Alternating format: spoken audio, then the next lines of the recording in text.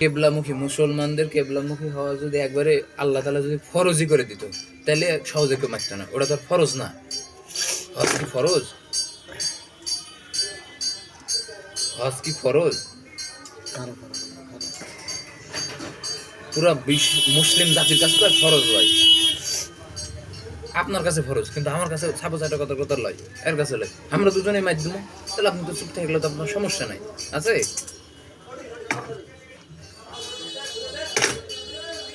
আর ওকে মার দেওয়া উচিত ভাই, যাই যেটাই বলুক, আপনি যেটাই বলেন এটা তো আমি বিরোধিতা করি। কারণ ভাবা যায় ওদের যে সেনা ঘাঁটি, ওরা যে ঘাঁটিটা গাড়িছে, ওরা হলো সৌদির কাছে চলে গেছে, সৌদির যেটা ঘাঁটি সেখানে নিয়ে যায়, ওরা জায়গা দিয়ে দিচ্ছে। তার মানে কি আপনার শস্যের মধ্যেই তো ভূত ঢুকে আছে। আর মুখে বলেছে যে আমি আছি আমি আছি আমি আছি, ভিতরে দেখেন দোকানে খুলে দেখেন কি হয়। আর চেষ্টা করলে দু একটা মিসাইল আমার উপর দিই, আমরাও এটি থেকে মারবো না। কি বলছেন না মারবেন না?